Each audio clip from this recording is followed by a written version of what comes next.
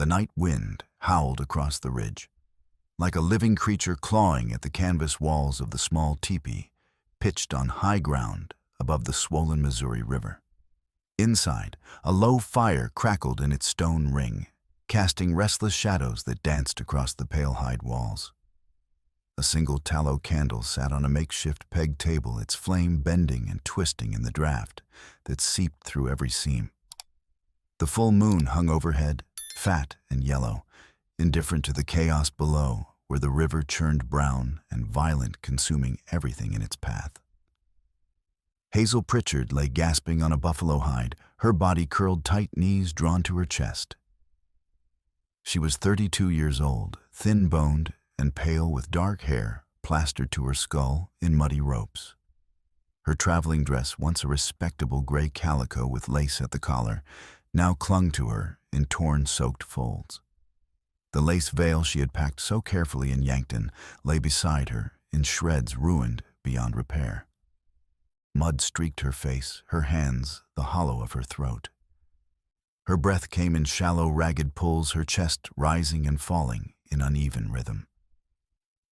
She pressed one hand against her ribs as if she could hold her racing heart still through sheer will. Across the small space, Mato sat on his heels, his back straight, his hands resting on his knees.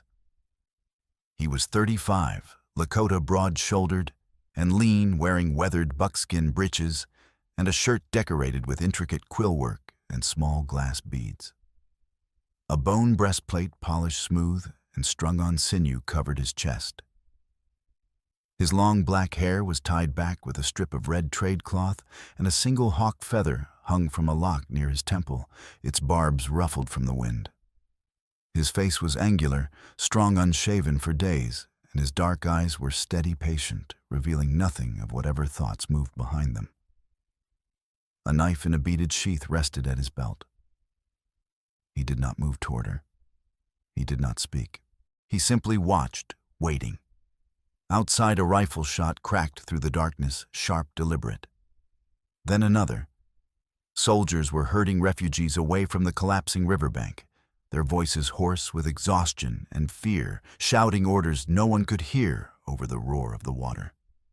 Somewhere downstream, a woman's wail cut through the night, brief and terrible, then was swallowed by the endless grinding roar of the flood.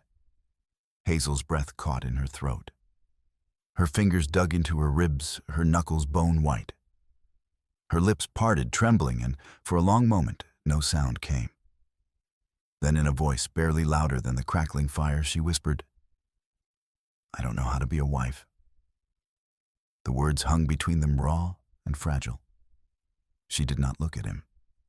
Her eyes were fixed on the candle flame, watching it bend and flicker as if it might offer her some answer, some way forward. Mato did not answer immediately. He shifted his weight slightly, his knees creaking, his breathing slow and controlled. When he finally spoke, his voice was low, and even the English careful but certain, shaped by years of translation work, with army detachments and traders along the Missouri. "Then lie down and live," he said quietly. "We'll learn the rest." Hazel's eyes flicked toward him, wide and glassy with exhaustion, and something deeper, fear perhaps, or disbelief. She searched his face for mockery, for cruelty, for the 100 small violences she had learned to expect from men who made promises. She found none. His expression was as steady as his voice, calm, as stone unyielding as the ridge beneath them. A sudden roar shook the ground. The riverbank collapsed somewhere close, too close, sending a deep, grinding rumble through the earth that made the fire pit shudder and the candle tip sideways on its peg. Hazel gasped and flinched, her body coiling tighter, her hands flying up to cover her head. Mato moved without hesitation. He crossed the space in 2 smooth strides, crouching beside her, his body angled to shield hers, one shoulder forward, his weight braced on the balls of his feet, ready to move if the ridge gave way. Their shoulders pressed together, separated only by the thin, damp fabric of her dress and the worn buckskin of his shirt. Heat radiated from him, steady and solid, a living warmth that cut through the cold fear gripping her chest. Hazel felt the rise and fall of his breathing slow and deliberate, as if he were counting each breath to keep himself calm, to keep himself grounded. She did not pull away. She did not speak. She simply stayed there, frozen, her pulse hammering in her ears like a drum, until the rumbling stopped and the night fell quiet again, except for the endless rush of water tearing at the land below. Maddo straightened slowly, his eyes scanning the canvas walls, the peg table, the fire. Satisfied that the structure held, he reached for the candle. It had tipped halfway off the table, hot wax pooling on the rough wood. He righted it with one hand, steadying the base with care, then turned and lifted the wool blanket he had folded at the foot of his own bedroll. Without a word, he held it out to her. Hazel stared at the blanket, then at his hand. His fingers were scarred, the knuckles thick and hard, from years of labor, the nails cut short and clean. She reached out slowly, her own hand trembling, and took the edge of the blanket. Her fingertips brushed his wrist, just a grazed skin on skin, warm and rough. She did not pull away. Neither did he. For a heartbeat, they stayed like that, connected by that small, accidental touch. He released the blanket into her grip and stepped back, giving her space, respecting the invisible boundary she had drawn around herself. Then he crossed to where his rifle leaned against the teepee pole. A Springfield breech loader, well-oiled, the wood worn smooth from use.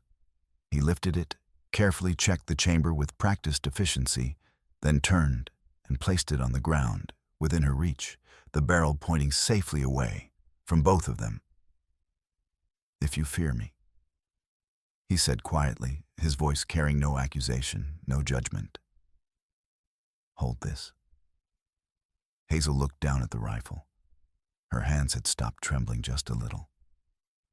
She reached out and curled her fingers around the stock, feeling the smooth wood beneath her palm, the cold metal of the trigger guard. She held it loosely, not raising it, not aiming, just holding it. A small measure of control. A choice offered and accepted. Maddo nodded once satisfied. Then he sat back down on his heels across from her, his back resting against the teepee wall, his hands settling on his knees again. He did not speak. He did not ask her to move, to trust him to do anything. He simply waited, as patient as the stone ridge beneath them, as steady as the earth itself.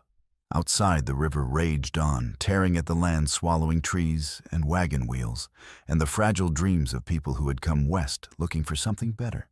Inside, the fire burned low, casting long dancing shadows across the hide walls. And between them, on a buffalo hide, soaked with flood water and fear, two strangers held their ground, learning the first hard rule of survival. On the frontier, you do not run alone when the water rises. Red Oak Landing sprawled along the western bank of the Missouri River, like a wound, a ragged collection of log warehouses, canvas tents, and plank shacks leaning precariously into the mud. It was spring in the Dakota Territory. 1876, the year the treaty lines would blur and break, the year blood would flow in the Black Hills and along the Little Bighorn, and the river ran high and vicious, swollen with snowmelt from the mountains and rain from the endless plains. The current boiled brown and thick, carrying whole cottonwoods, fence posts, the bloated carcass of a cow, and the splintered wreckage of upstream homesteads swept away in the night. A flatboat 40 feet long and 12 wide rode dangerously low in the water. Its deck crowded with families, crates, barrels, and loose livestock tied to the rail with fraying rope. The boat creaked and groaned with every swell, the pilot a grizzled, one-eyed riverman named Cobb, leaning hard on the sweep oar at the stern, his arms corded with decades of muscle and effort. Women clutched children to their chests. Men gripped ropes with white-knuckled hands. The air smelled of wet wood animal manure, unwashed bodies, and the metallic tang of fear. Hazel Pritchard stood near the bow, one hand braced against the splintered rail, the other clutching the worn handle of her carpetbag. She was 32, unmarried, and acutely aware of the stares, some curious, some pitying, some calculating. Her traveling dress was plain gray cotton, high-necked and long-sleeved, mended twice at the cuffs, with thread that did not quite match. Her dark hair was pinned back in a severe bun, a few loose strands whipping across her face in the cold wind. Her eyes, pale blue and sharp, scanned the water ahead, watching for snags, for debris, for anything that might catch the hull, and tip them all into the hungry current.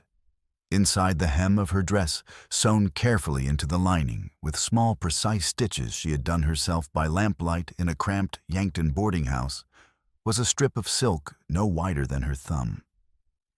On it, in tiny cramped handwriting, was a Morse code telegram.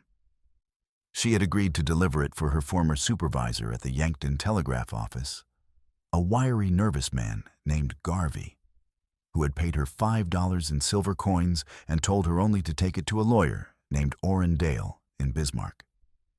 She had not asked what it said.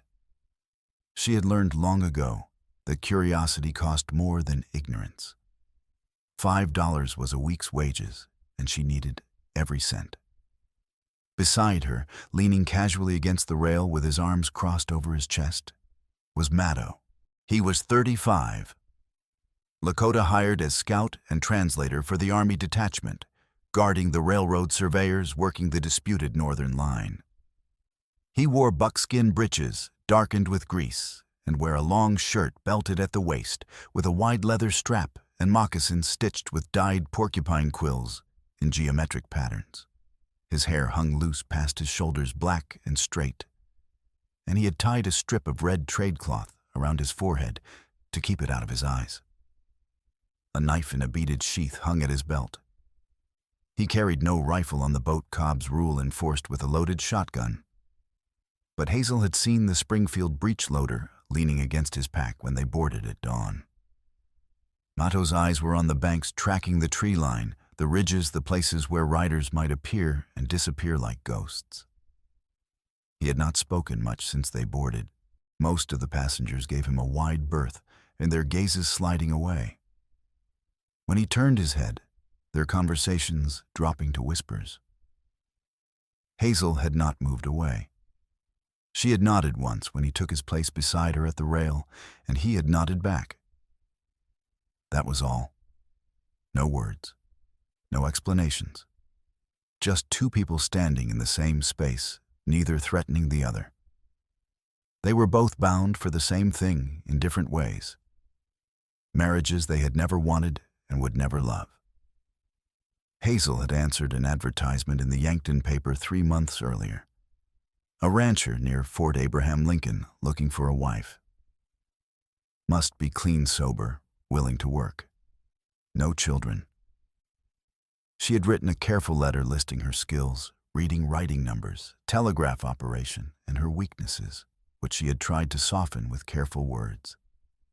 Inexperienced cook, no knowledge of livestock. Prone to night fears stemming from a childhood accident. The rancher had written back promptly, his handwriting, blocky and sure. He would pay her passage north. She would arrive in May. They would marry within a week.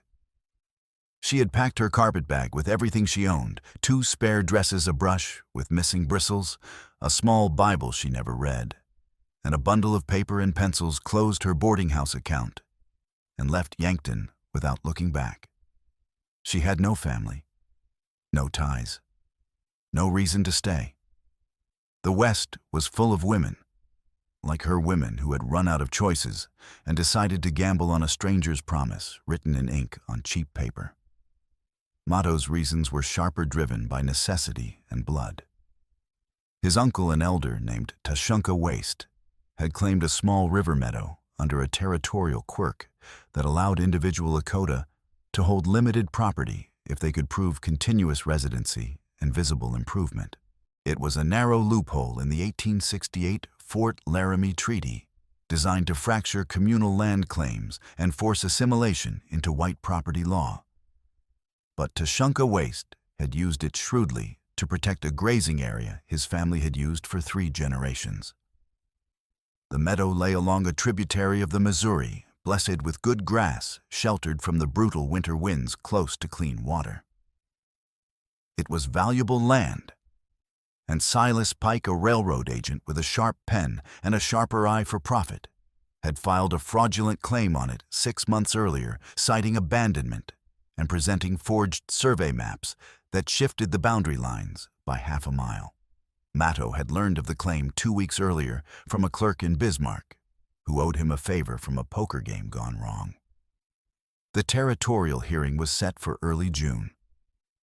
To challenge Pike's claim, Matto needed documented proof of residency, credible witnesses, and most critically, a white wife to testify on his behalf. The territorial court, stacked with appointees who owed their positions to railroad money, would not accept testimony from Lakota witnesses alone, not against a white man with corporate backing and political connections. It was a legal trap, carefully designed to ensure failure to strip away land piece by piece until nothing remained. So Matto had done what survival required.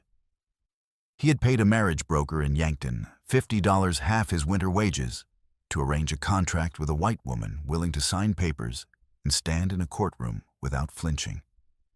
The broker had taken his money promised a match by May and handed him a folded receipt. Matto had not asked for love or companionship.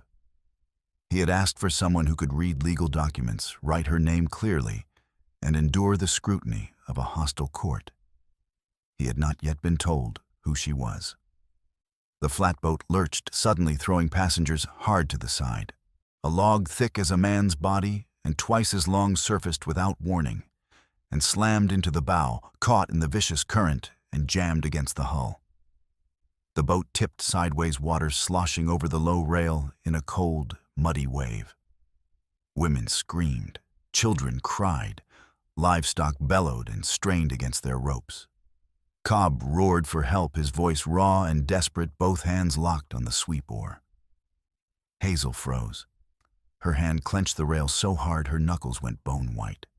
Her breath stopped in her chest. Her vision narrowed to a dark tunnel focused only on the brown water surging past the hull, on the log grinding and scraping against the planks with a sound like bones breaking. She could not move, could not think.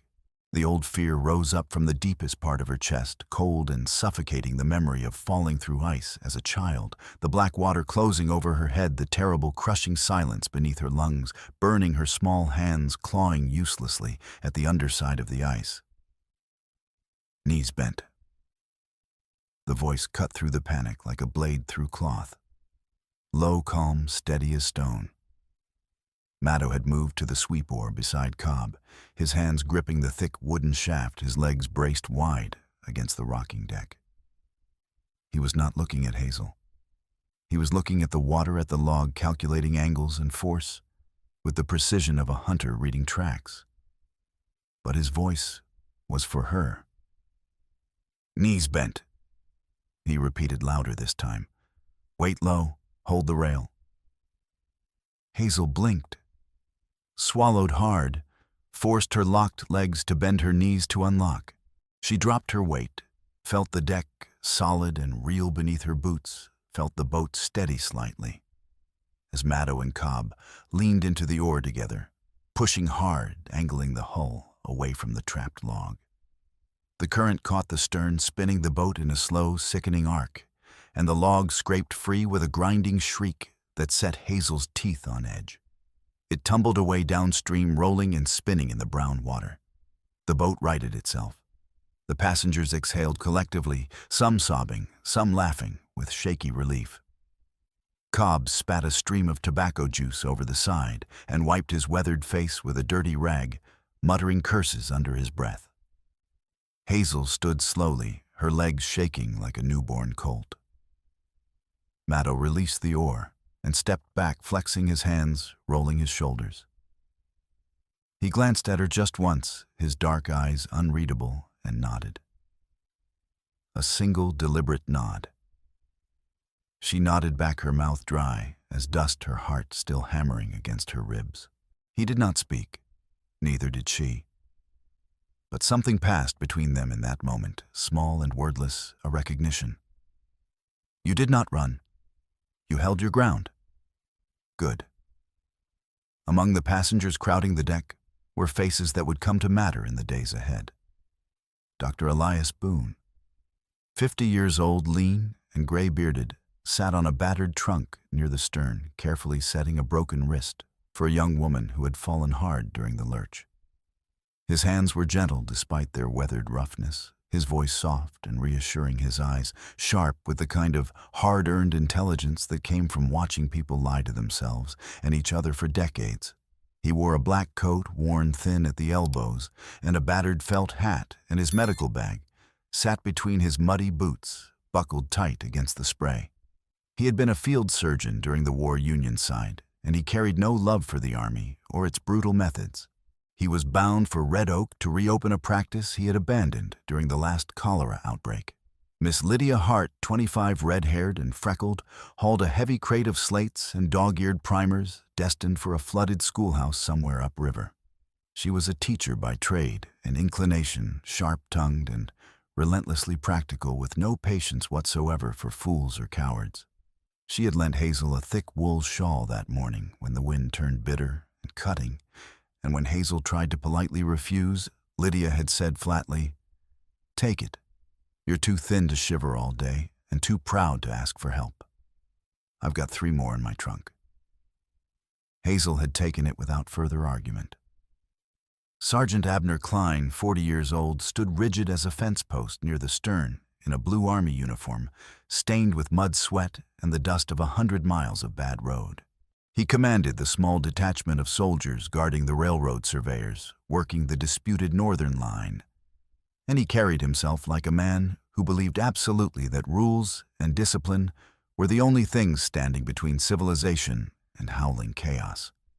His eyes pale and cold as winter ice swept the crowded deck, constantly cataloging passengers, counting cargo, watching for disorder or defiance. Silas Pike, 45, slick-haired and expensively dressed in a dark wool suit and polished boots that seemed impossibly clean, despite the mud everywhere else, stood near the bow, with one manicured hand resting possessively on a leather satchel chained to his wrist. He was a railroad agent, a professional fixer, a man whose singular talent lay in turning disputed land into clear titles, and clear titles into money, and money into political power.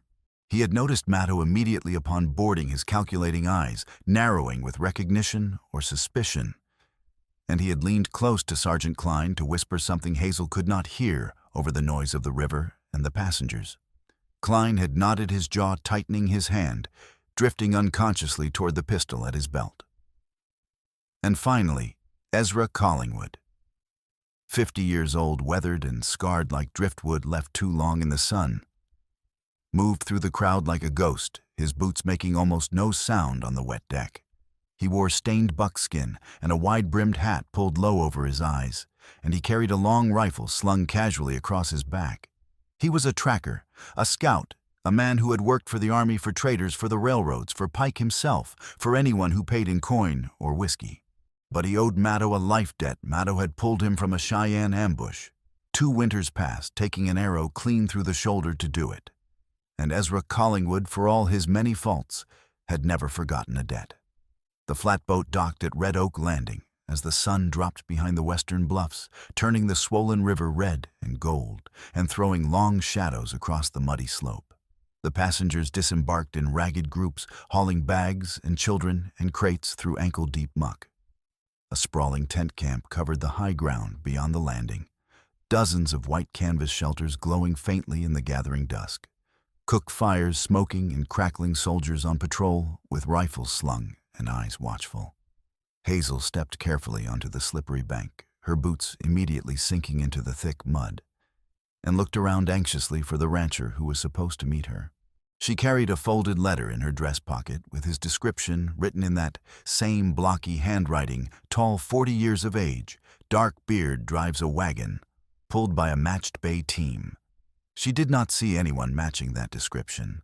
She asked Cobb as he secured the boat. She asked a passing soldier who barely glanced at her. She asked a tired woman selling hard cornbread from a makeshift trestle table near the camp entrance. No one had seen him. No one had heard of him. No one seemed to care. By the time the sun finally set and the stars began to prick through the darkening sky, Hazel understood with cold, sinking certainty the rancher was a fiction. The broker had taken her money, 2 months' savings, everything she had, and sold her an elaborately constructed lie. She stood alone by the muddy landing, her carpetbag sitting heavy at her feet, the silk strip with its coded telegram sewn securely into her hem, and the cold wind cutting through her shawl and dress. She did not cry. She had learned years ago that tears changed, nothing fixed, nothing helped no one. She simply stared at the river, at the relentless current pulling south toward places she would never see, and wondered distantly how far she could walk before the night or the soldiers or simple exhaustion caught up with her. That was when Maddo found her. He approached quietly, his rifle slung over one broad shoulder, his pack tied tight, and stood beside her without speaking, looking at the same dark water. He did not ask what was wrong. He did not offer empty sympathy. He simply stood there, solid and real, waiting. "You were sent for a rancher," he said finally, his voice low and matter-of-fact. "I was," Hazel replied. Her voice sounded flat and hollow in her own ears, drained of everything but exhaustion. "He did not come."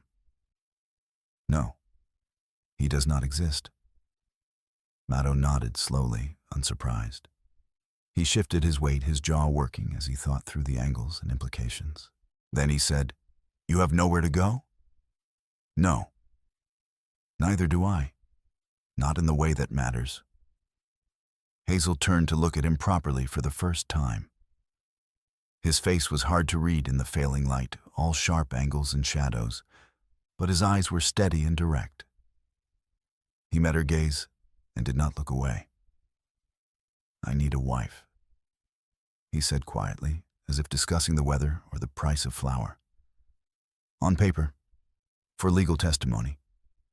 A white woman who can stand in a territorial court and swear she is married to me. That is all I need. Nothing more." Hazel's breath caught slightly. She understood immediately the hearing the meadow, the legal trap designed to strip land from Lakota families piece by piece. She had spent enough time around lawyers and court clerks in Yankton to understand exactly how the system worked. "What do I get in return?" she asked, her voice steady despite the fear coiling in her chest. "Protection," Maddo said simply. "From men like Pike, from soldiers like Klein, from ending up in some railroad camp cooking for surveyors who think you owe them more than labor." Hazel looked back at the river, at the dark water flowing endlessly south. She thought of the silk strip sewn into her hem. She thought of the $5 she had spent on passage north. She thought of the rancher who had never existed and the broker who had taken her savings and vanished like smoke. "I don't know how to be a wife," she said quietly, honestly. "I can't cook worth a damn. I've never been courted. I've never been held. I have night fears, water." She gestured vaguely at the river. "I'm not what you need." "I don't need you to be a wife," Maddo replied, his voice patient and even. "I need you to say you are one. I need your name on a paper and your voice in a courtroom. That's all." Hazel closed her eyes, opened them, made her decision, looked at him directly.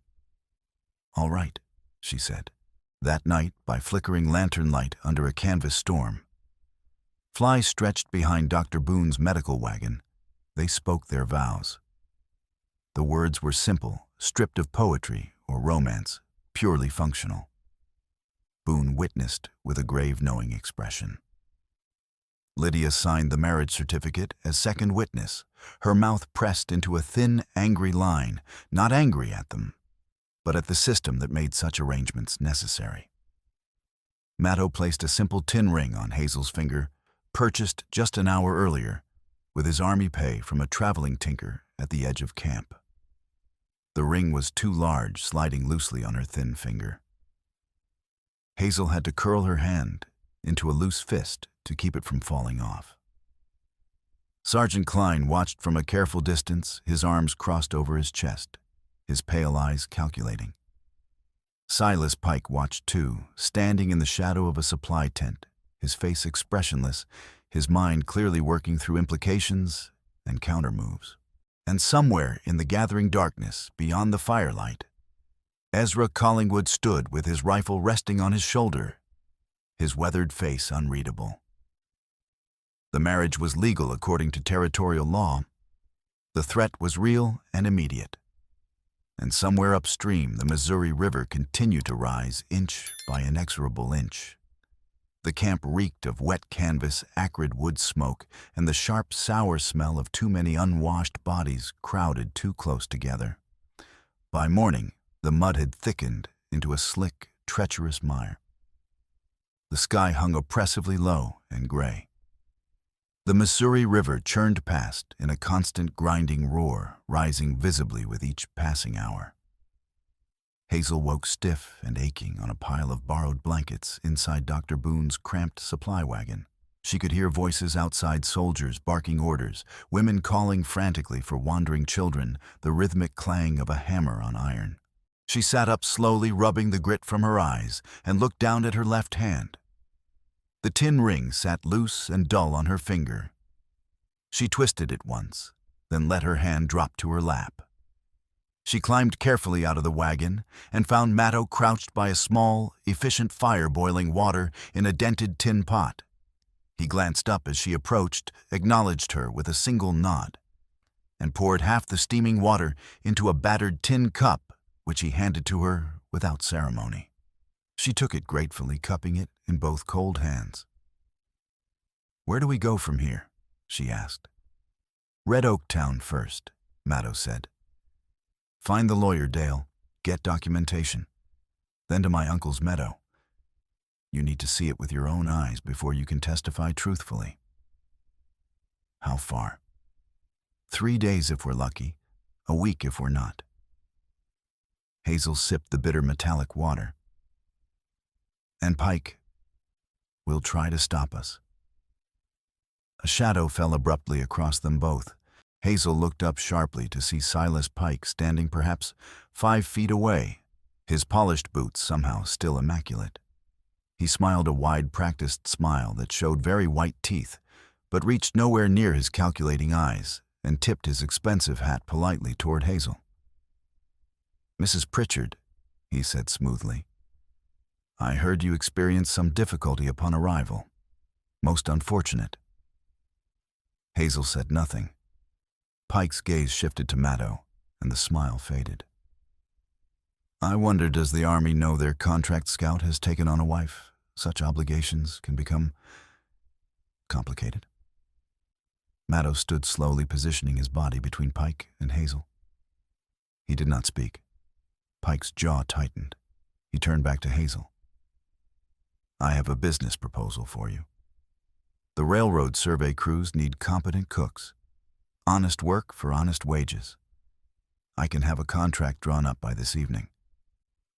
"No," Hazel said immediately. "You haven't even heard the terms." "I don't need to. My answer is no." Pike studied her for a long moment, then nodded slowly. "We'll see about that." He turned and walked away through the mud. Hazel watched him go, her chest tight. She looked at Matto. "What does he want from me?"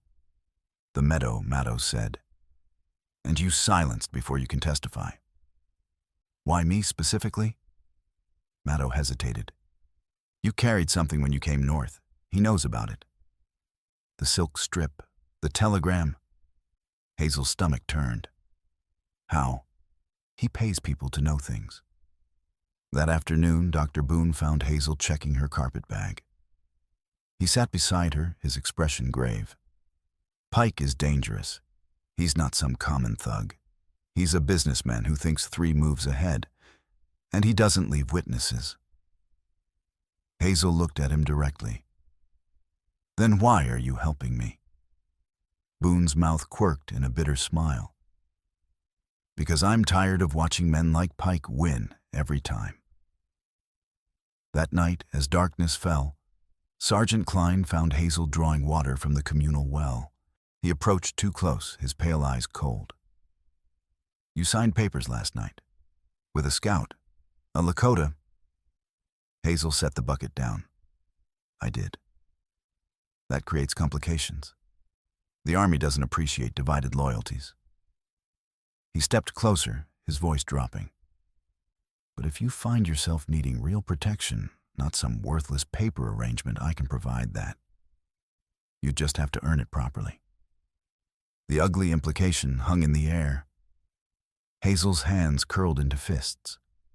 Before she could respond, a shadow moved behind Klein. Maddow stepped into the firelight, his rifle in his hands, his face hard. "She's with me." Klein turned slowly, his hand dropping to his pistol. For a terrible moment, the two men faced each other. Then Klein smiled coldly. "For now." He stepped back and walked away into the darkness.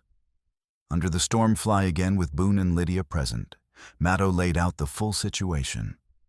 Pike had filed a fraudulent claim on Tushunka Wastes Meadow. The hearing was set for early June. To challenge it, Maddow needed white witnesses to testify to residency and improvements. "That's where you come in," Maddow said to Hazel. "You testify. You swear under oath that you've seen the meadows, seen my uncle's horses, seen the permanent shelter. You swear we're married and the land belongs to our family." "But I haven't seen any of that yet," Hazel pointed out. "You will. We'll travel there before the hearing. You'll see everything. Then you'll tell the truth." Hazel studied his face. "And when Pike tries to stop us, he will try." "Then what?" Maddow's jaw tightened. "Then we fight." Lydia snorted. "You're asking her to walk into a legal trap completely outnumbered. That's suicide." "It's all I have," Maddow said flatly. Hazel looked down at the tin ring, then up at Maddow. "I'll do it."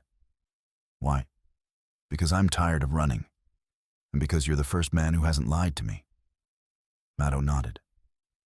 "All right." Boone stepped forward. "You'll need documentation Pike can't forge away. I'll create detailed written records, multiple copies." Lydia nodded. "And I'll make sure everyone in camp knows about this marriage. Harder to make people disappear when everyone knows they exist." That night in the teepee, they shared thin stew in silence. When they finished, Hazel pulled up her hem and showed Maddow the silk strip. "This is what Pike wants. It's a telegram, Morse code. I don't know what it says yet, but my supervisor paid me to deliver it. I think he sold me out." Maddow took the strip, carefully studying it in the firelight. "Can you decode it?" "I can, but I'll need paper, time, and light." "Do it," Maddow said firmly. "If Pike wants this, we need to know why." Hazel nodded, tucking the strip into her pocket. "What about the meadow? What's stopping Pike from taking it by force?" "The hearing itself. If he takes it by force before the court rules, the Army has to investigate. Pike wants everything legal, clean, no blood. But if we don't show up, then he wins by default. We have to be there. We have to testify. And survive long enough to get there." Maddow's eyes met hers. "Yes." Outside, the wind howled. Hazel pulled the blanket tighter. "I still don't know how to be a wife." Maddow's expression softened slightly. "You don't have to be. Not yet. Right now, you just have to stay alive." Hazel looked at him, at the steady calm in his eyes and the scars on his hands, the way he sat ready for anything. She realized with quiet certainty she trusted him. "All right," she said softly. "Then let's stay alive." Maddow nodded. He checked his rifle, then set it within reach. "Sleep. I'll watch." Hazel lay down, listening to the wind and the river. She did not expect to sleep, but exhaustion pulled her under. When she woke at dawn, Maddow was still sitting exactly where he had been watching the entrance. He had not slept. He had kept watch all night. Hazel sat up. "You should have woken me. You needed rest," Maddow said simply. "So do you. I've gone longer." They packed in silence, working efficiently together. By the time the sun rose, they were ready to move. But the Missouri River had other plans. A deep roar shook the ground. Hazel turned and saw the levee collapsing. Brown water surged through the gaps, carrying debris, swallowing tents. Soldiers fired warning shots. People screamed and scattered. Maddow grabbed Hazel's arm.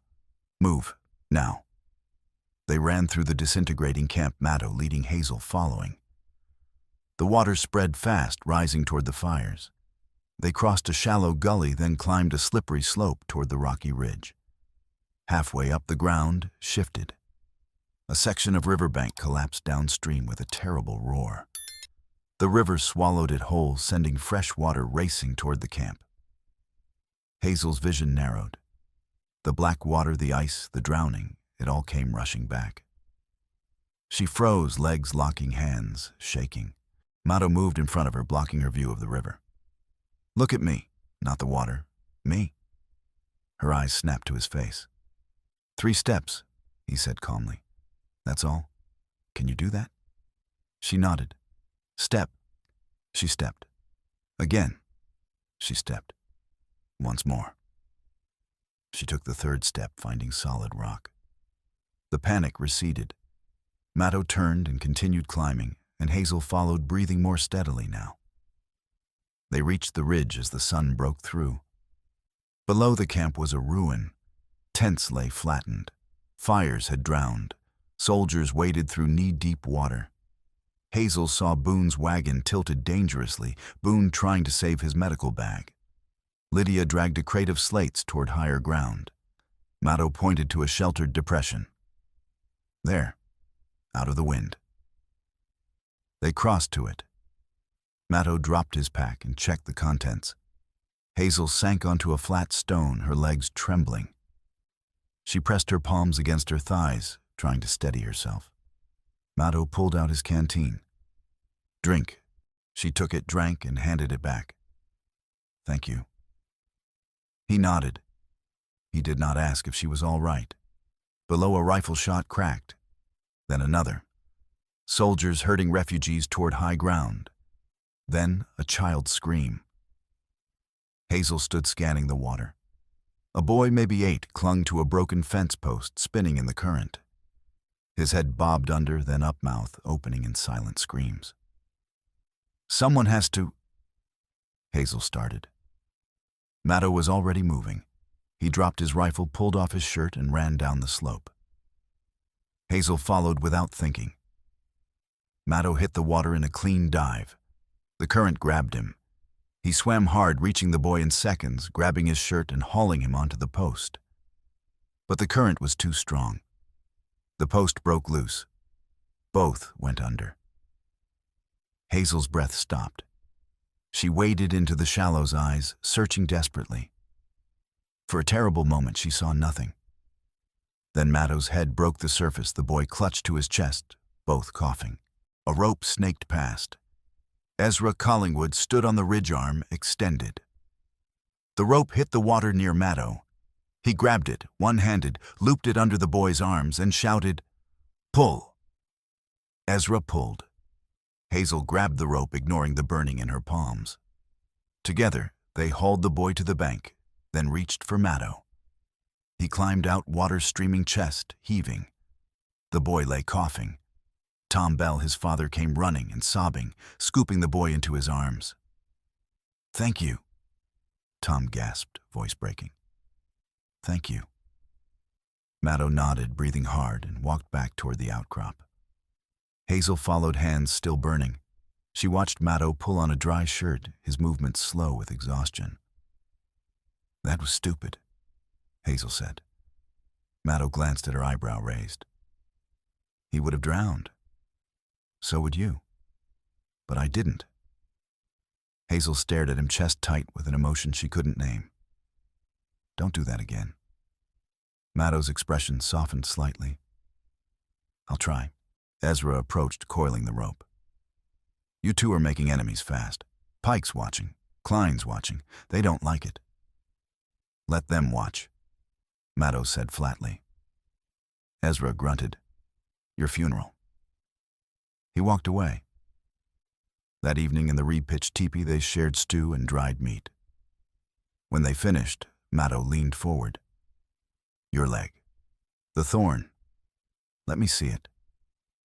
Hazel hesitated, then pulled up her hem, revealing an angry red scratch with a black thorn embedded near the top. Maddow moved closer, kneeling beside her. His hands hovered without touching. May I? She nodded. Maddow pulled his knife, wiped the blade clean, and used the tip to lever the thorn out smoothly. Hazel hissed, but didn't pull away. Maddow tore a strip from his shirt, wet it, and cleaned the scratch gently. Then he wrapped it with a dry strip, tying it off. Thank you, Hazel said quietly. Maddow sat back. You didn't run when the water came. You could have, but you didn't. Hazel looked at the bandage at the tin ring. I don't know where I'd run to. Neither do I. So we stay. Outside, the wind howled. Hazel lay down, exhausted. Maddow sat against the wall, rifle across his lap, eyes on the entrance. Do you ever sleep? Hazel asked. Sometimes. When it's safe. Hazel closed her eyes. It's never safe. No, Maddow agreed. It's not. But she slept anyway. And Maddow stayed awake, keeping watch. Because that was what he did. They left the ridge at dawn when the floodwaters had receded just enough to reveal a muddy wagon track leading north toward Red Oak Town. Hazel's boots were damp, her dress torn and stained, but she tied her hair back with a strip of cloth and slung her carpet bag over her shoulder. The silk telegram was now in her pocket, closer and easier to check. Maddow walked ahead, rifle-slung eyes constantly scanning the terrain, the tree line, the ridges, the places where ambush could come. Behind them, the ruined camp slowly came to life. Boone was setting up a makeshift clinic. Lydia waved them off with a grim nod, her red hair tied back with string. They walked for hours in silence, following the track through rolling grassland and stands of cottonwood. The land bore deep scars from the flood gullies carved into the earth, trees uprooted and tossed like kindling debris, scattered across the prairie like bones picked clean. Around midday, Maddow stopped abruptly and raised his hand. Hazel halted immediately, her breath catching. She followed his gaze and saw them, two riders on a distant ridge silhouetted against the pale sky, watching.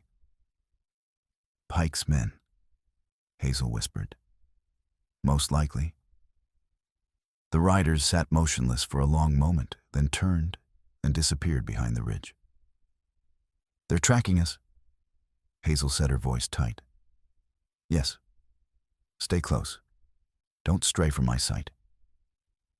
They crossed a shallow creek and stopped to rest on a flat stone. The water was clear and cold. Hazel pulled out the silk strip and her pencil stub. She had been decoding the Morse symbols in stolen moments over the past day, turning dots and dashes into letters, letters into words. The message was short but dense with legal jargon and coded abbreviations. What does it say? Maddow asked, crouching beside her. Hazel frowned, tracing the letters with her finger. Land surveys, boundary markers, section lines, treaty violations. It mentions your uncle's meadow specifically, and others, at least a dozen homesteads, both white settlers and Lakota families. Maddow's jaw tightened visibly. Pike is stealing from everyone. There's more. There's a name here. Judge Marcus Thrall. It says he's being paid monthly to approve the fraudulent claims without review, to validate Pike's forged surveys. A bribe, Maddow said flatly, his voice hard as stone. Yes, a substantial one. Hazel looked up at him, her pale eyes serious. If this information gets out, if it reaches the right people, Pike is finished. Klein, too, if he's involved. It won't get out if Pike catches us first, Maddow said grimly, which is why we need to move fast and stay ahead of him. They continued north the afternoon, stretching long and tense. The wagon track narrowed, cutting through a dense stand of cottonwoods where the light turned green and dim filtered through the canopy. Hazel felt the hairs on the back of her neck rise.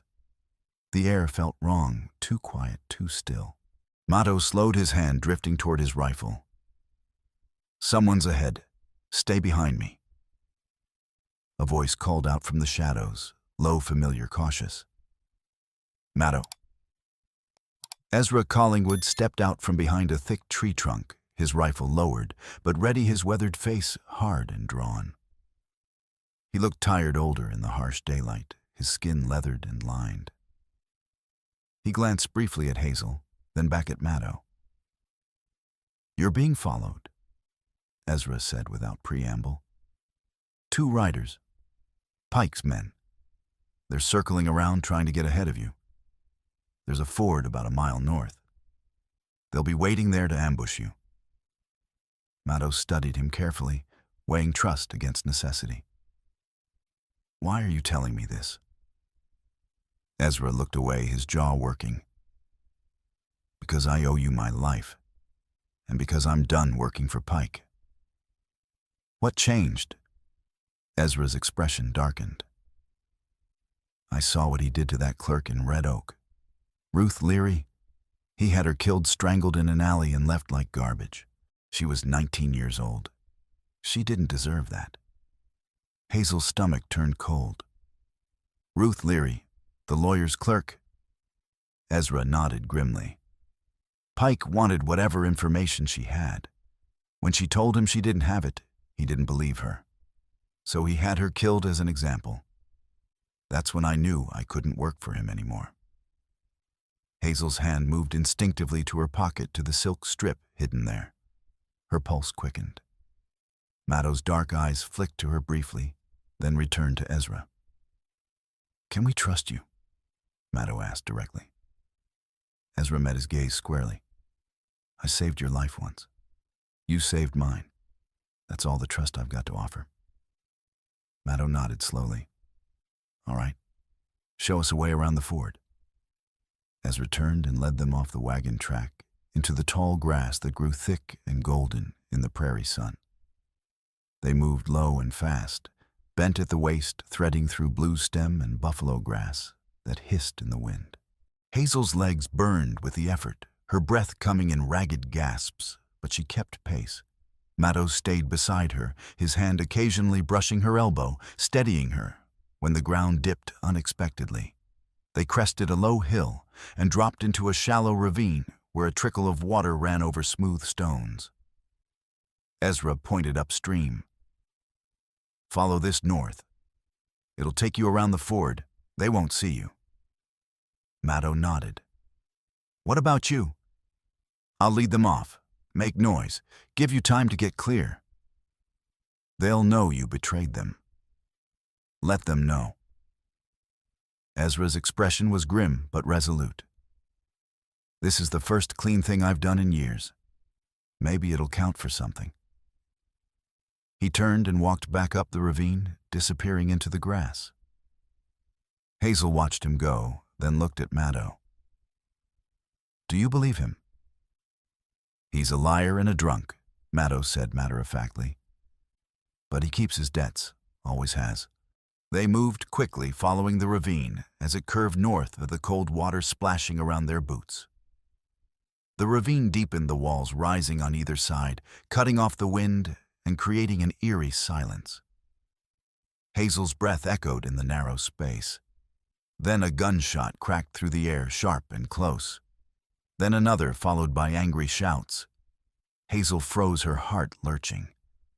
Maddow grabbed her arm and pulled her flat against the ravine wall, his body covering hers protectively. They waited, breath held, listening intently. Voices drifted down from the ridge above, rough, angry, confused. Pike's men. Then the sound of hoofbeats fading rapidly into the distance. Ezra had drawn them off successfully. Maddow released Hazel slowly. Keep moving. We have maybe an hour before they realize they've been tricked. They climbed out of the ravine a mile upstream, emerging onto flat grassland that stretched endlessly toward the horizon. The wagon track reappeared ahead, empty and quiet. They crossed it quickly, heading for a stand of pines on the far side that would provide cover. By the time darkness fell, they had covered 10 more miles. They stopped to make camp in a rocky depression sheltered from the wind. No fire too risky. They sat back to back on a patch of dry ground, wrapped in blankets, sharing the last of Maddow's dried meat and cold cornmeal mixed with creek water. It was tasteless gritty, but it filled the hollow ache in Hazel's stomach. Tell me about the meadow, Hazel said quietly, breaking the comfortable silence. Maddow was quiet for a moment, his back warm and solid against hers. Then he spoke, his voice low and measured. It's a river meadow, 2 miles long, half a mile wide. Good grass knee-high in summer. Willows grow along the water. My uncle built a shelter there 40 years ago, logs and sod low to the ground to survive the winter winds. He keeps horses, 10, maybe 12. They winter there protected, and Pike wants it for the railroad. The railroad wants it for a depot, a switching yard, a place to load cattle and timber. Pike just does the legal paperwork to take it. Hazel turned her head slightly, her cheek brushing his shoulder. What happens to your uncle if you lose the hearing? Maddow's voice hardened. The army evicts him, by force if necessary.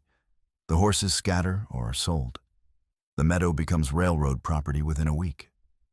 And my uncle, he paused.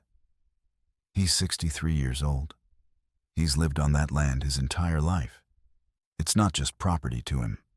It's home. It's identity. It's everything.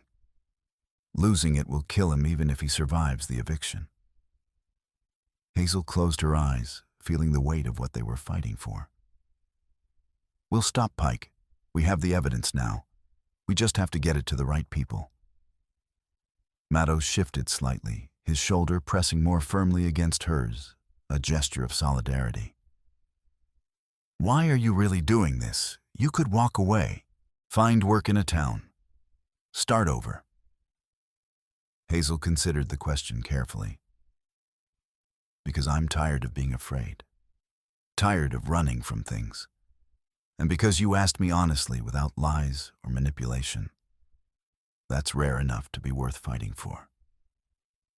They sat in silence after that back-to-back breathing, in sync, listening to the wind rustle through the grass and the distant howl of coyotes hunting under the stars.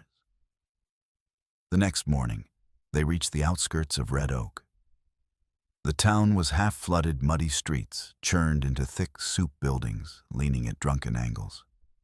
A few storefronts were boarded up. Others had sandbags piled against the doors. The saloon was still open, its windows glowing yellow in the gray morning light.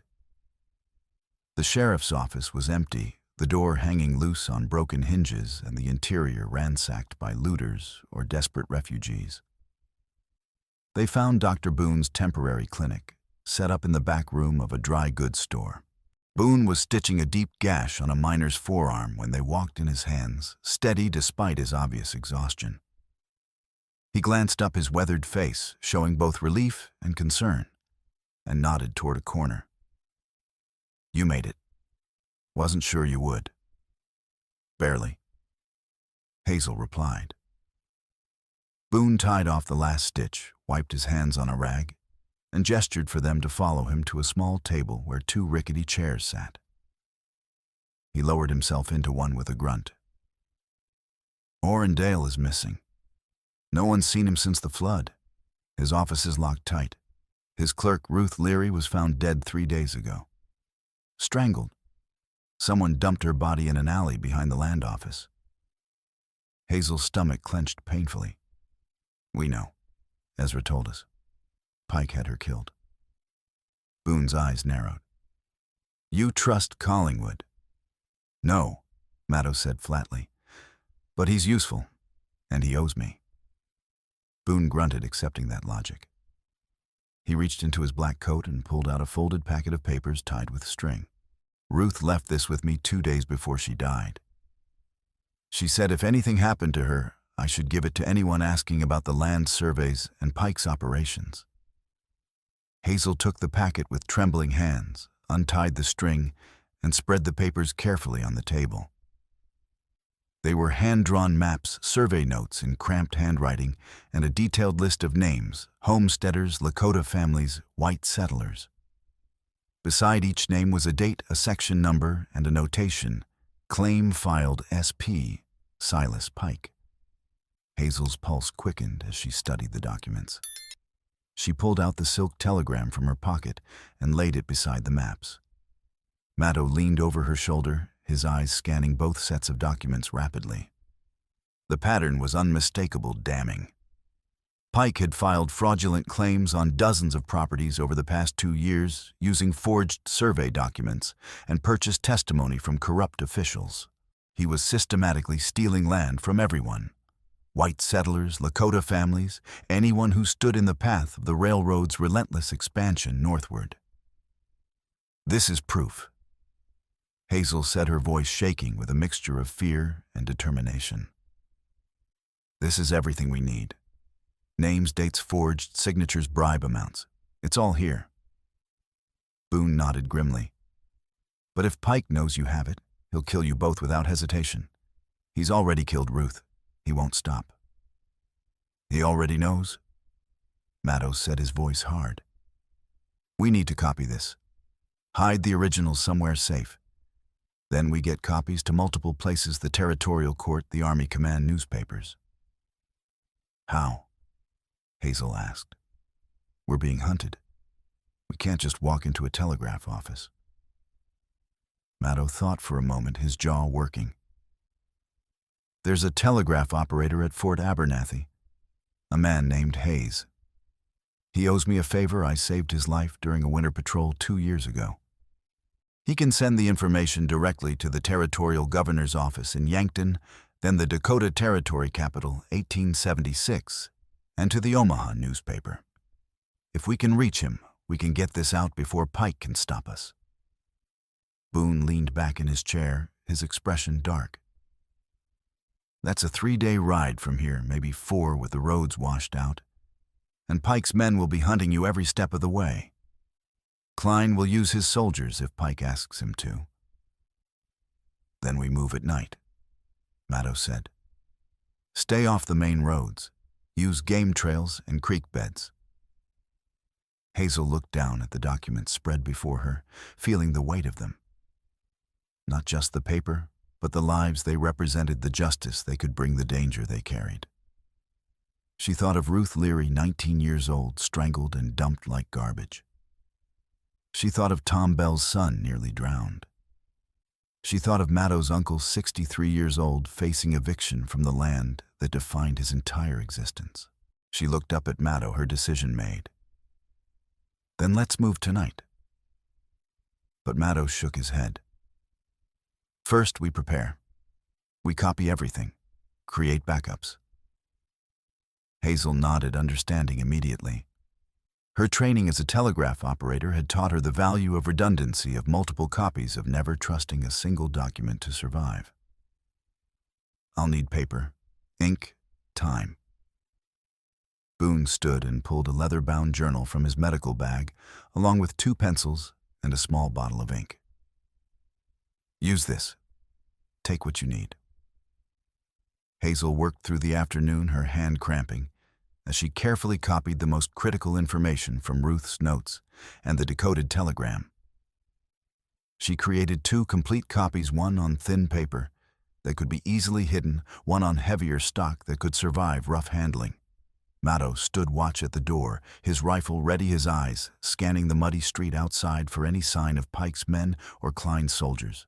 As the sun began to drop toward the western horizon, casting long shadows across the ruined town, Lydia Hart appeared at the clinic door, breathless, and mud splattered, her red hair wild around her face. "I heard you were here," she said, pushing past Maddow into the room. "Are you insane? Pike has men searching every building. Klein's soldiers are stopping people on the roads, asking about a Lakota scout and a white woman traveling together." "We know," Hazel said, not looking up from her copying. "We're leaving tonight?" Lydia stepped closer, looking at the documents spread across the table.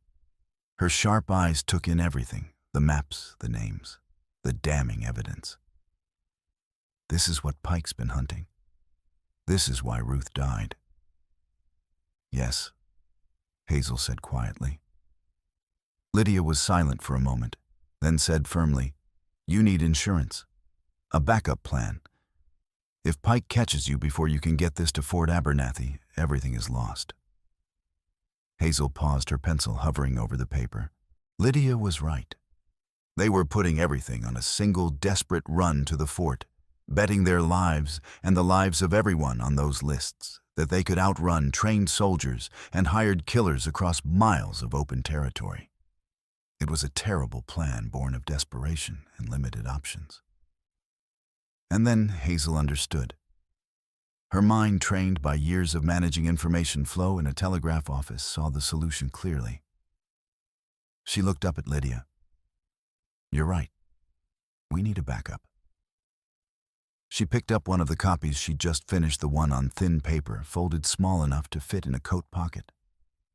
She held it out to Lydia. "Take this. Don't go back to Red Oak. Ride west to Fort Lincoln. It's only a day's ride from here. Find Captain William Garrett. He's the post commander there, and he has a reputation for honesty.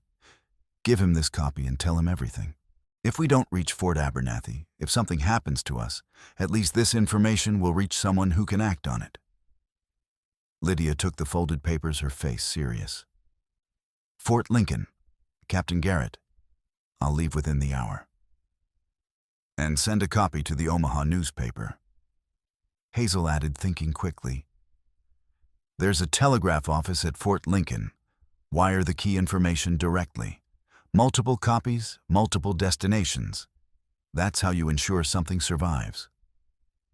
Lydia nodded, already moving toward the door. Then she stopped and turned back, her expression softening slightly. "Be careful. Both of you. Don't die stupidly." "We'll try," Maddow said, the corner of his mouth quirking in what might have been a smile. After Lydia left, Hazel finished the last copy and carefully folded the original documents, wrapping them in oilcloth to protect them from water. Maddow secured them in his pack, distributing the weight carefully. Boone provided them with 2 days' worth of dried meat hardtack and a full canteen of clean water. "One more thing," Boone said, pulling a small glass bottle from his bag. "Laudanum. If either of you gets badly hurt, this will help with the pain. But use it sparingly. It's powerful, and there's not much." Hazel took the bottle, tucking it carefully into her dress pocket alongside the remaining copy of the telegram. "Thank you. For everything." Boone's weathered face softened. "Thank me by staying alive and finishing this." They left Red Oak at full dark, moving like shadows through the ruined streets. The town was quiet, most people already huddled in their shelters against the cold night. They skirted the northern edge, avoiding the main road, and headed into open grassland under a sky thick with stars. They walked through the night, navigating by the North Star and Maddow's intimate knowledge of the land. Around midnight, clouds rolled in from the west, bringing with them the smell of rain and the promise of a storm. By dawn, the first drops were falling cold, heavy, relentless. "We need shelter," Maddow said, scanning the landscape. "A storm like this could last for days." They found a shallow cave, carved into a limestone outcrop, barely large enough for 2 people to sit upright, but it was dry and hidden from the trail. They crawled inside, just as the storm broke in earnest rain, hammering down in sheets, turning the prairie into a quagmire within minutes.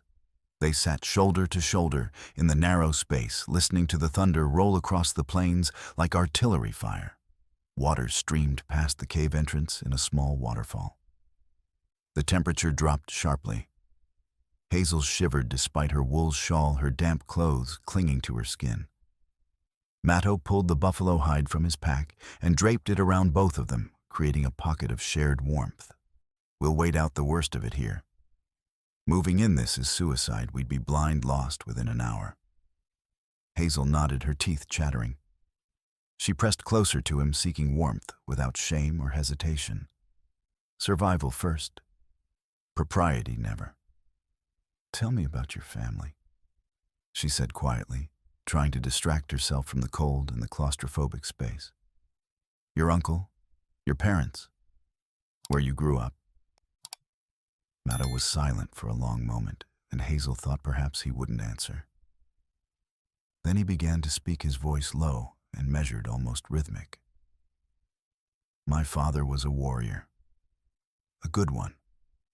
He fought in the wars before I was born, against the Crow, against the Pawnee, defending hunting grounds. He taught me to track, to hunt, to read the land like a language.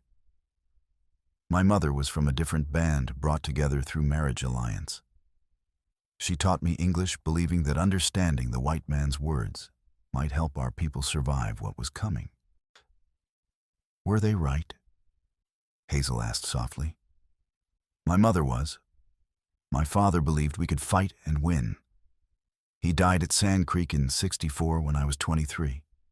He was there visiting relatives. I wasn't. I was scouting for the army at the time, far to the north. His voice went flat, emotionless, but Hazel could hear the weight beneath the words. When I heard what happened, women and children murdered, mutilated, I understood that my father's way was over. We could fight, but we couldn't win. Not against numbers like that. Not against that kind of hatred. Hazel reached out in the darkness and found his hand, squeezing it gently. I'm sorry. My mother died 2 winters later. Pneumonia. My uncle Tashunka Waste took me in, taught me the old ways while I worked for the army, keeping one foot in each world.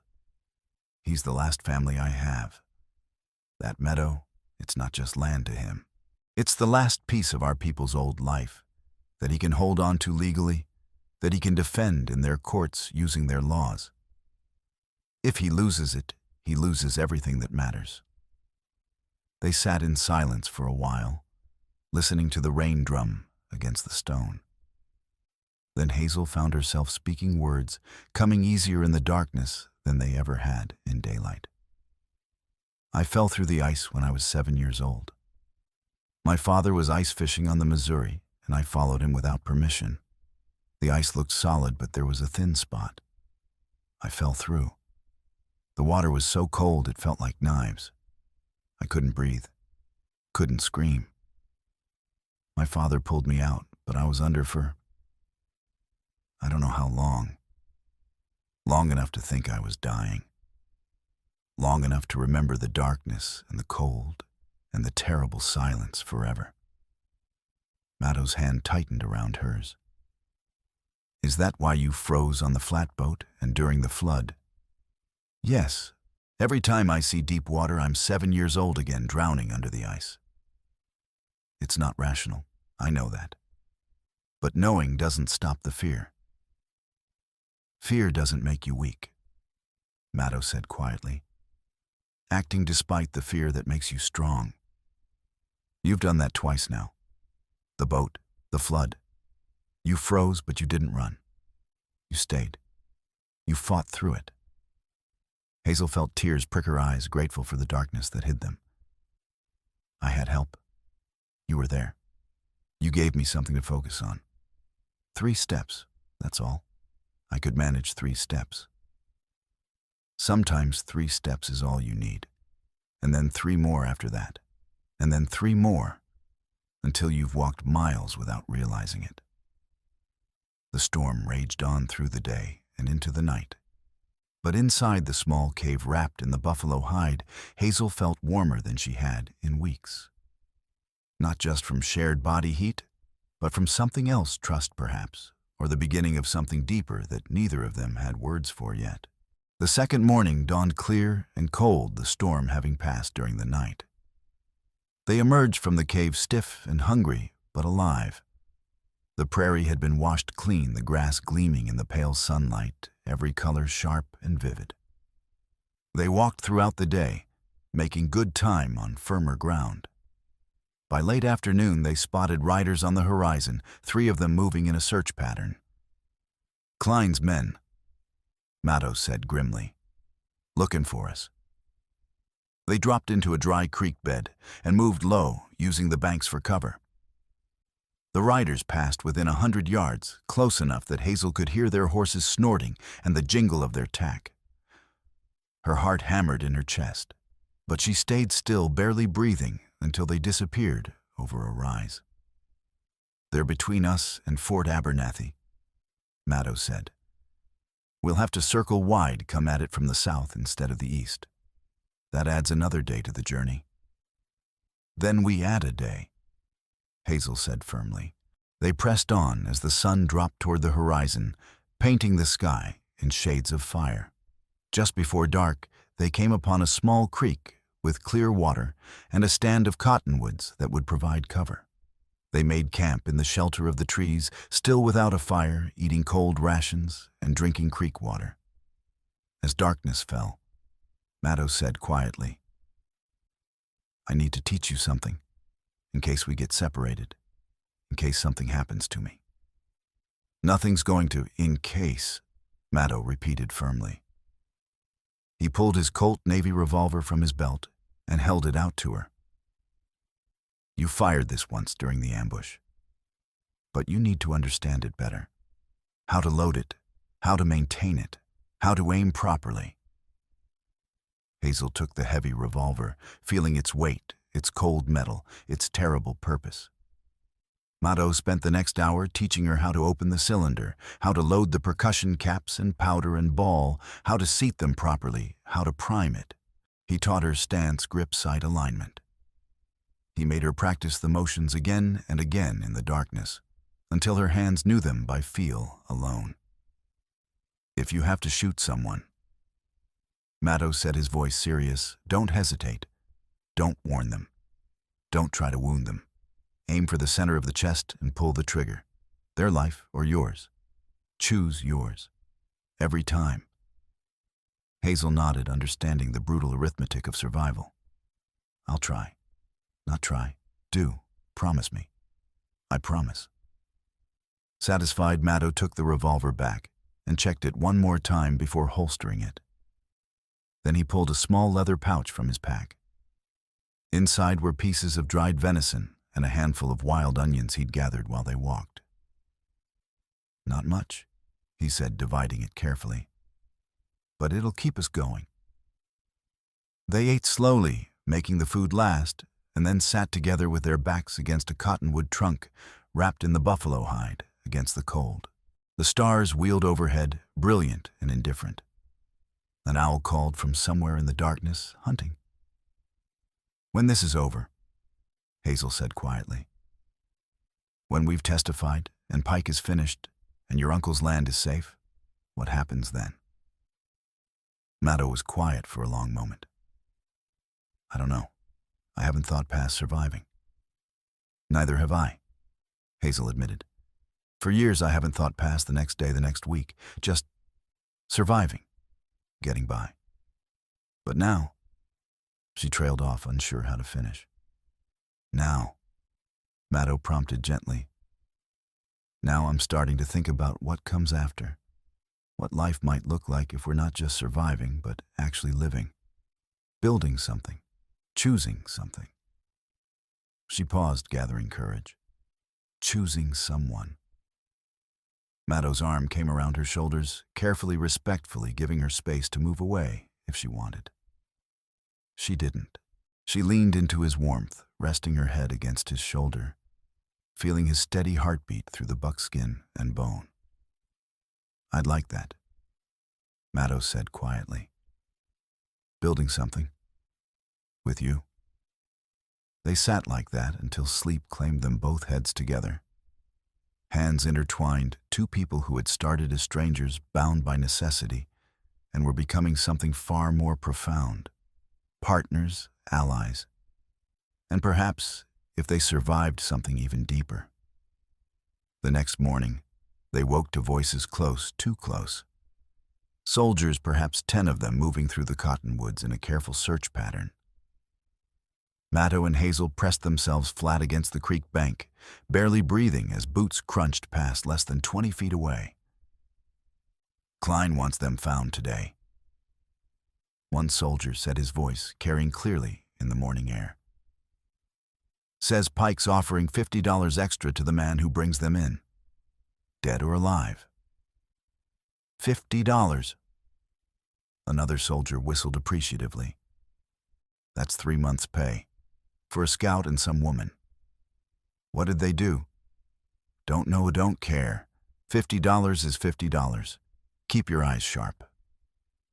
The soldiers moved on, their voices fading. Matto waited a full 10 minutes before moving, and then gestured silently for Hazel to follow. They crept downstream using the creek bed for cover, moving as silently as possible through the cold water. They traveled like that for hours, slow, careful, exhausting. By afternoon, they reached a rocky outcrop that provided a vantage point. Matto climbed carefully to the top and surveyed the land ahead. What he saw made his jaw tighten. Ahead, perhaps 2 miles away, was Fort Abernathy Walls buildings and the American flag flying from a pole. So close. But between them and the fort was an open stretch of grassland with no cover, and moving across it were soldiers on horseback, crisscrossing in search patterns. "We can't cross that in daylight," Matto said grimly, climbing back down. "They'd see us in minutes." "Then we wait for dark," Hazel said. "Dark is 6 hours away, and by then they might have more men out. We might not get another chance." Hazel thought hard, her mind racing through possibilities. Then she remembered the maps Ruth had drawn, the ones now safely in Matto's pack. The fort has multiple gates. The main gate faces south.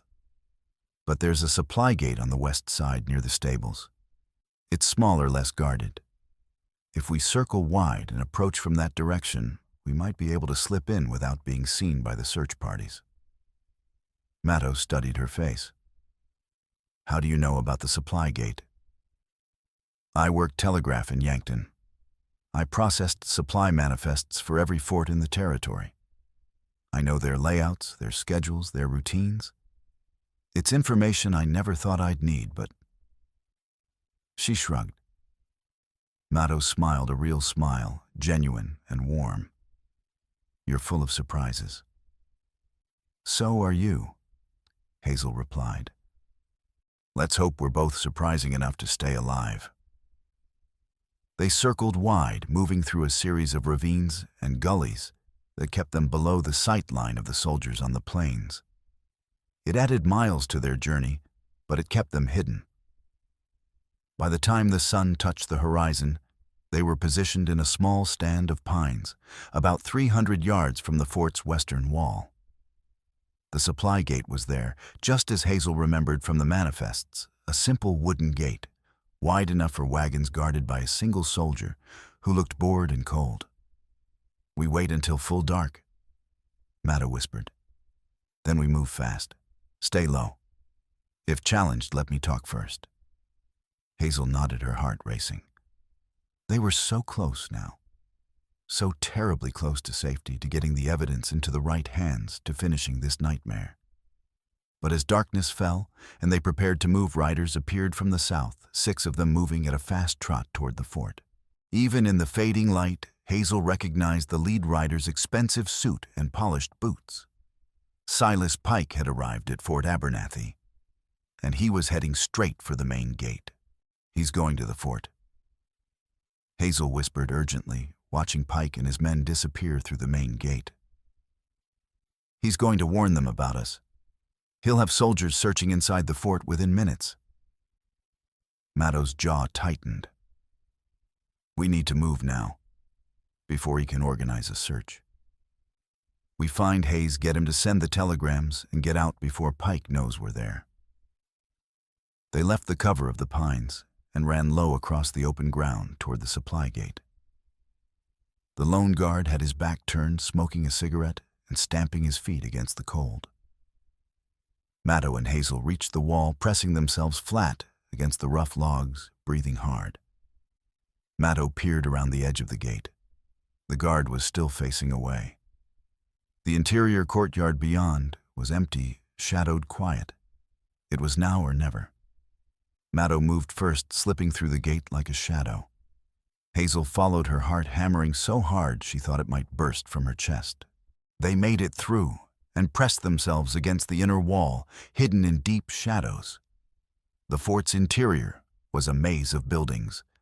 Barracks, stables, supply sheds, officers' quarters, and at the far end, the communications building where the telegraph office would be. They could see lights in the windows of the main administration building where Pike had presumably gone, and the sound of raised voices carried faintly across the courtyard. "Stay close," Maddow whispered. "If we're spotted, run for the communications building.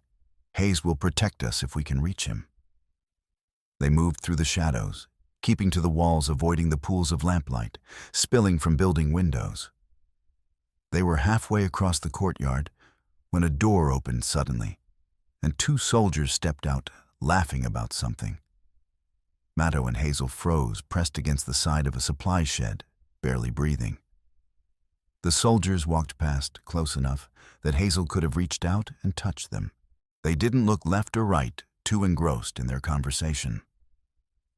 They passed, their voices fading, and Maddow and Hazel moved again. They reached the communications building, a small, squat structure with a single window showing lamplight. Maddow tried the door. Locked. He knocked softly 3 times, then twice. After a moment, the door opened a crack, and a thin, nervous-looking man peered out. His eyes widened when he saw Maddow. "What in blazes are you doing here? Pike's inside the fort looking for you right now. He's got the captain's ear, and—" "Hayes, listen to me," Maddow interrupted urgently. "I need you to send telegrams, right now, to the territorial governor, to the Omaha Register, to every newspaper and army post you can reach. I have evidence of land fraud, bribery, murder, everything. But Pike can't know until after it's sent. Can you do that?" Hayes hesitated, his face pale. "If Pike finds out I helped you, I'm a dead man. If you don't help us, dozens of families lose their land, and Pike gets away with murder," Hazel said fiercely. "Please, Ruth Leary died for this information. Don't let her death mean nothing." Hayes looked at Hazel, at Maddow, at the desperation in their faces. Then he nodded sharply. "Get inside, quickly." They slipped into the small building. Hayes locked the door behind them and moved to the telegraph key, his hands already reaching for paper and pen. "Tell me what to send, fast." Hazel pulled out the copies of the documents, spreading them on the desk beside the telegraph. She began dictating rapidly, years of telegraph training, making her efficient, concise, precise. Hayes's fingers flew over the key, sending the dots and dashes out into the night, and the metallic clicking filling the small room like rapid gunfire. Names, dates, forged surveys, bribe amounts, murder, treaty violations, everything. It took 15 minutes, an eternity. Hazel's hands shook as she turned pages. Maddow stood at the window, watching the courtyard, his rifle ready. "Sent to Bismarck." Hayes set his forehead slick with sweat. "Sent to Omaha, sent to Fort Lincoln, sent to—" The door exploded inward with a splintering crash. Sergeant Klein stood in the doorway, his pistol drawn, his face twisted with fury. Behind him were 4 soldiers, rifles raised. "Step away from that key." Klein snarled at Hayes. "Now." Hayes's hands froze over the telegraph key. Maddow's rifle swung toward Klein, but 4 rifles swung toward Maddow in response. A standoff brutal and immediate. "You're under arrest," Klein said, his voice shaking with rage. "Desertion, theft of army property, conspiracy, and you—" He pointed his pistol at Hazel. "Obstruction of justice." Aiding a fugitive. You're both going to hang. We sent the telegrams. Hazel said, her voice steady despite her terror. They're already out. Multiple copies, multiple destinations. Even if you kill us right here, right now, it's too late. Pike is finished. Klein's face went white, then red. You stupid. He raised his pistol, aiming directly at Hazel's head. And then from outside came the sound of hoofbeats. Many hoofbeats. And a voice loud, authoritative, cutting through the tension like a sword. Sergeant Klein, stand down. That's an order. Through the shattered doorway, Hazel could see riders entering the courtyard, a dozen soldiers in army blue, led by an older officer with silver hair and captain's insignia. Beside them, riding in a wagon, were Dr. Boone and Lydia Hart, both looking exhausted but grimly satisfied. The officer, Captain Garrett Hazel, realized with a surge of hope, dismounted and strode toward the communications building, his face hard as granite. Sergeant, I said, stand down. Lower that weapon immediately. Klein hesitated, his pistol still aimed at Hazel, his hands shaking. Now, Sergeant, or I'll have you shot where you stand. Slowly, reluctantly, Klein lowered his pistol. Garrett stepped into the building, his eyes taking in the scene. Matto with his rifle, Hazel clutching documents, Hayes at the telegraph key, the soldiers with their weapons raised. Captain. Klein said, his voice tight. These two are fugitives. They've stolen sensitive documents and... I know exactly what they've done, Sergeant Garrett interrupted coldly. Because Miss Hart brought me copies of those documents 2 days ago. I've been investigating your activities and Mr. Pike's activities for the past 48 hours. And what I've found is deeply troubling. Fraud, bribery, murder, all under the nose of this army, facilitated in part by you. Klein's face went slack with shock. I don't know what you're talking about. I was following Pike's orders. He said it was all legal, approved by Judge Thrall, who's also under investigation for accepting bribes, Garrett said. Your association with Pike and your role in these land seizures makes you complicit, Sergeant. You're under arrest. You can't. Klein started, but Garrett cut him off with a sharp gesture.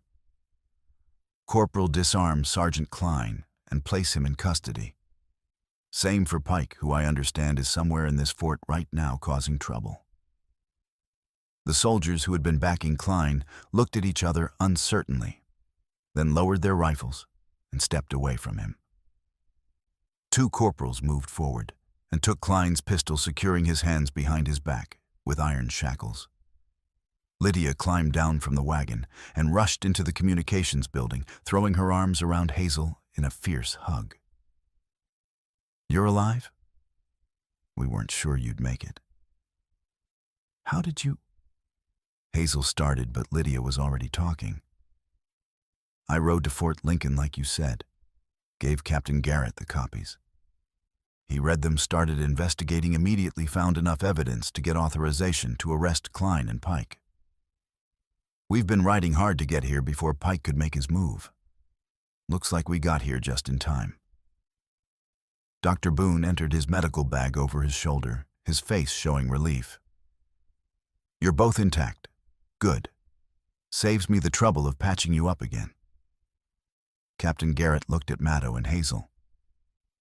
You two have caused quite a disruption, but you've also exposed a network of corruption that's been operating for years. The territorial governor is very interested in speaking with you.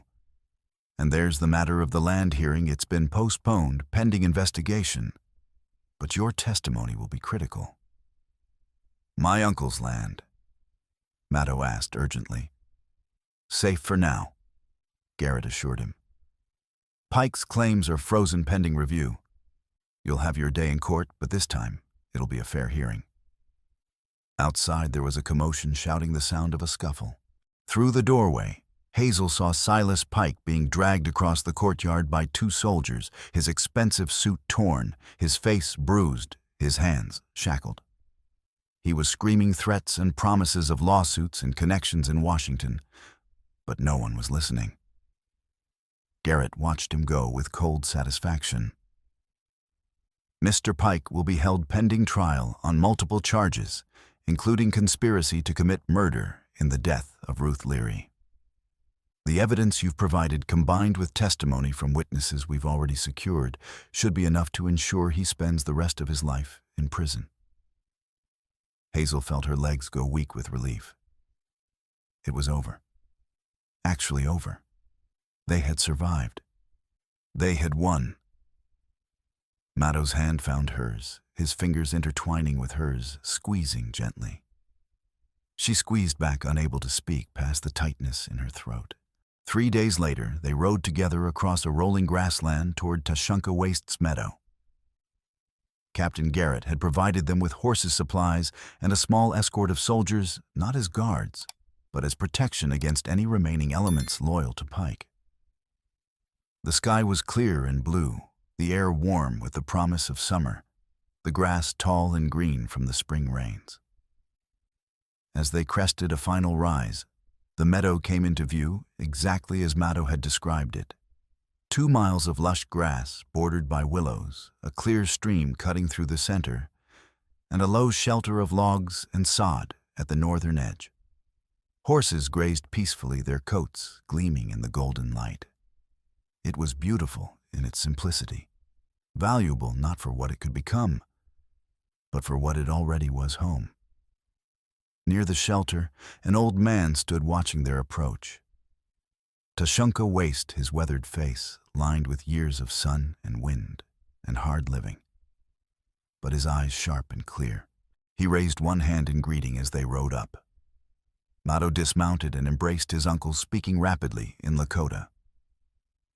Tashunka Waste replied, his voice deep and warm, then looked past Mattow to Hazel. He said something in Lakota, and Mattow translated. He says, "You have the eyes of someone who has seen darkness and chosen light.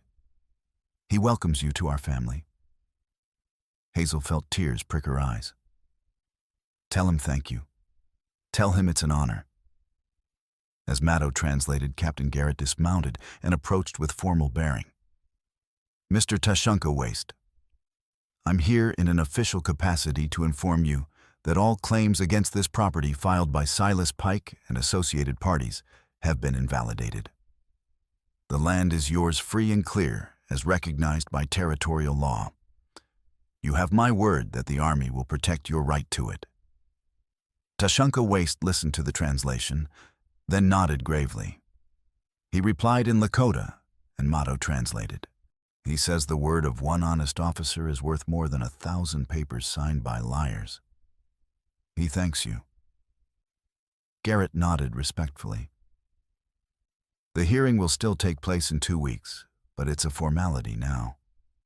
Your testimony, he looked at Hazel and Mattow, will be entered into the official record, and the land will be formally registered under Tashunka Waste's name. As the official business concluded and Garrett's men made camp at a respectful distance, Hazel and Mattow walked together along the stream, watching the sun drop toward the horizon. "It's beautiful here," Hazel said quietly. "Peaceful." "It's home," Mattow replied simply. "Or it can be, if you want it to be." Hazel stopped walking and turned to face him. "Is that an offer?" Mattow met her eyes directly. "The marriage was for papers, for the court. But it doesn't have to stay that way. It could become real, if you wanted. If..." Hazel reached up and placed her hand against his cheek, cutting off his words. "I want," she said simply. "I choose this. I choose you, not because I have to, because I want to." Mattow's hand came up to cover hers, his eyes searching her face. "Are you sure you could go anywhere? Start over. You're free now. You don't owe me. I don't owe you anything." Hazel agreed. "That's why this is a choice, a real one. I'm choosing you. I'm choosing this. Is that what you want?" For answer, Mattow leaned down and kissed her soft and careful and full of promise. Hazel kissed him back, her free hand curling into his shirt, anchoring herself to him, to this moment, to this choice. When they finally pulled apart, both breathing hard, Maddow rested his forehead against hers. "Then stay," he whispered. "Build this with me. Make it real." "Yes," Hazel breathed. "Yes." They stood like that as the sun set, painting the meadow in shades of gold and amber, the horses grazing peacefully the stream, murmuring over stones, and in the distance, Tashunka Waste, watching with approval, and perhaps a small, knowing smile. Summer had fully arrived in the Dakota Territory, hot and dry. The sky stretched blue and endless from horizon to horizon. The meadow had never been more beautiful. Grass thick and green despite the heat, wildflowers blooming in patches of color, the horses fat and content in the shade of the willows. A small frame house now stood at the meadow's edge, built over the summer with timber, purchased with the reward money Captain Garrett had secured for them from the territorial government. It was simple 2 rooms, a stone hearth, real glass windows, a solid roof, but it was theirs built with their own hands, the help of Tom Bell and other families whose land had been saved by the evidence they'd risked their lives to deliver. Hazel stood in the garden she'd planted behind the house, pulling weeds from around tomato plants that were just beginning to show the first hint of red fruit. She wore a simple cotton dress, practical and comfortable, her hair tied back with a strip of cloth. The tin ring still sat on her finger, but now it was joined by a silver band that Maddow had traded for, at Fort Lincoln, a proper wedding ring. He'd said, though, the paper marriage had been legal all along. They'd repeated their vows a month ago this time, with Tashunka Waste presiding in Lakota tradition, with Dr. Boone and Lydia Hart as witnesses, and with genuine love replacing expedient necessity. Matto worked nearby, repairing the corral fence, his movements efficient and practiced. His shirt was damp with honest sweat, his long hair tied back against the heat. He glanced over at Hazel and caught her watching him. He smiled that rare, genuine smile that still surprised and delighted her every time she saw it. "What?" he called. "Nothing," Hazel called back. "Everything." A rider approached from the south, Dr. Boone in his wagon with Lydia sitting beside him. They'd become regular visitors, bringing news from the towns and fort supplies from their trips, and most importantly, friendship freely given. Boone climbed down with his usual grunt, his movements showing his age, but his face content. "Thought you'd want to hear the territorial court handed down final sentences this morning." Hazel and Maddow both stopped working and came to meet them. "And," Maddow asked, "Pike got 20 years for fraud, conspiracy, and accessory to murder," Boone said with satisfaction. "Klein got 10 years for his part in it. Judge Thrall lost his position and is facing separate criminal charges. The clerk who actually killed Ruth Leary got life in prison after his confession." Lydia grinned. "And there's more good news. The territorial government is investigating every single land claim Pike filed over the past 5 years. So far, they've returned property rights to 47 families, 32 white settlers, and 15 Lakota families. More cases are still being reviewed." Hazel felt something loosen in her chest, not quite closure, because Ruth Leary was still dead, and nothing would bring her back but justice at least. A sense that the sacrifice had meant something, that the risk had been worth it. "Ruth's family," Hazel asked quietly. "Received compensation from the territorial government," Boone said. "Not that money can replace a daughter, but it's something. They wanted me to tell you that they're grateful, that Ruth's death wasn't for nothing." Hazel nodded, her throat tight. "Thank you for telling us." They sat together in the afternoon shade, sharing cold water from the well and fresh bread that Lydia had brought from Red Oak.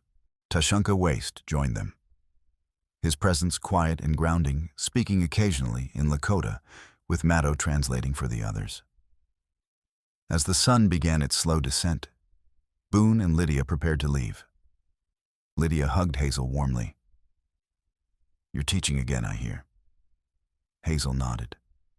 "Just a few hours a week, reading and numbers. For the children here, Lakota and white alike, anyone who wants to learn. Not many students yet, but it's a start." "Good," Lydia said firmly.